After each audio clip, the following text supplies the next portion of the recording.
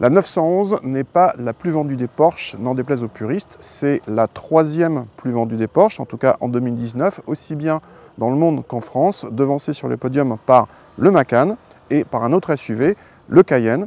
Ce Cayenne, c'est le concurrent des X5 ou GLE. Sa troisième génération, sortie en 2017, vient d'être déclinée en coupé, comme ici. Un Cayenne coupé, c'est donc un concurrent des BMW X6 ou GLE coupé. Comme pour le X6 par rapport au X5, ce Cayenne coupé se veut plus dynamique, plus sportif que le Cayenne tout court.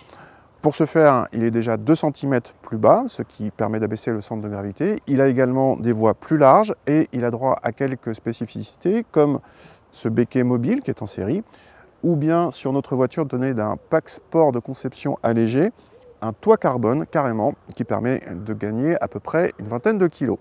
Le Cayenne coupé utilise les mêmes motorisations que le Cayenne normal, donc ça monte jusqu'à 680 chevaux sur la version Turbo S hybride. Et nous, on essaye une version intermédiaire qui s'appelle e-hybride.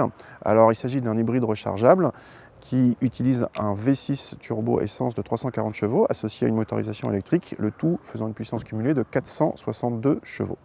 À l'intérieur, le Cayenne coupé et le normal partagent la même planche de bord avec le grand écran central tactile aux commandes un peu trop petites, avec le même combiné d'instruments où trône toujours le compte-tours en plein centre et la partie droite numérique qui permet d'afficher pléthore d'informations.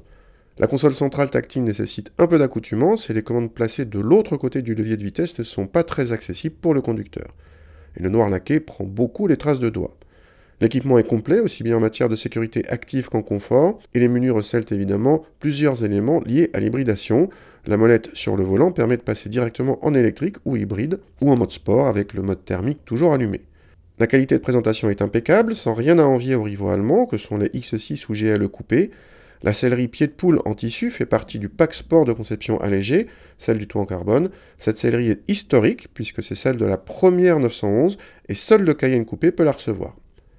À l'arrière, il n'y a que 2 places où les passagers sont 3 cm plus bas que dans un Cayenne normal, histoire de garder une bonne habitabilité malgré le toit au profil tombant. Le pari est réussi, les passagers sont bien installés et ont droit en option sur notre modèle d'essai à leur propre réglage de climatisation. En option gratuite, il est toutefois possible d'avoir une banquette 3 places à l'arrière. Nous avons mesuré 471 cm3 pour le coffre, ce qui est un peu juste pour un engin de ce gabarit, mais à en croire Porsche, les versions non hybrides ont 125 cm3 de plus. En revanche, par rapport au Cayenne normal hybride, nos mesures de coffre sont identiques.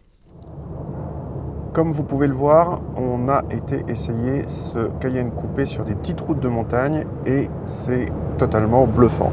Cet engin qui fait 2 tonnes 4 selon Porsche, parce que même si c'est pas un 100% électrique, c'est un hybride rechargeable et donc il y a des batteries et des batteries, ça pèse lourd.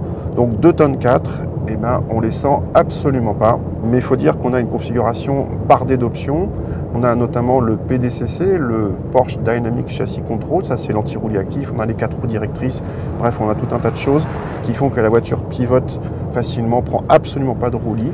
C'est remarquable, encore une fois. C'est plus remarquable encore que sur un X6 ou un GLE coupé. Vraiment, pour le côté dynamique, Porsche a bien fait les choses. Le tout en ayant un très bon niveau de confort. Alors par contre là, c'est moins bien que les X6 ou GLE coupé. Voilà, le positionnement, le curseur est plus vers le dynamisme. Pour la partie moteur, les 462 chevaux, quand on a de la batterie, on les sent bien. La partie électrique fait vraiment fonction de boost et accompagne très bien la partie thermique.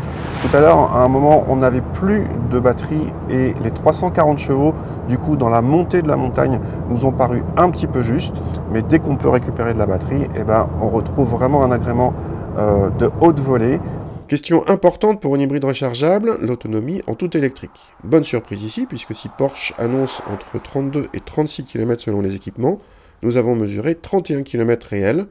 C'est bien mieux que les 23 km mesurés du Volvo XC90 T8, qui est ce que nous avons de plus proche dans notre base de mesure, ce Cayenne coupé n'ayant pour l'instant pas de concurrent direct dans cette version hybride rechargeable.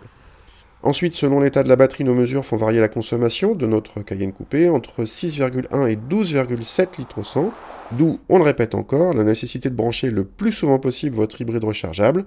Parenthèse, en mode thermique, le XC90 est en revanche plus sobre. Côté tarif, ce Cayenne coupé est plus cher que le normal, mais il est mieux équipé et se veut de toute façon plus exclusif. Il commence à 86 000 € avec le V6 essence de 340 chevaux sans hybridation Et profitons-en pour rappeler ici qu'il n'y a plus de version diesel ni sur le Cayenne ni nulle part chez Porsche. Notre Cayenne coupé hybride atteint 98 000 € hors option, c'est 4 000 de plus que le Cayenne normal hybride, sans malus dans les deux cas.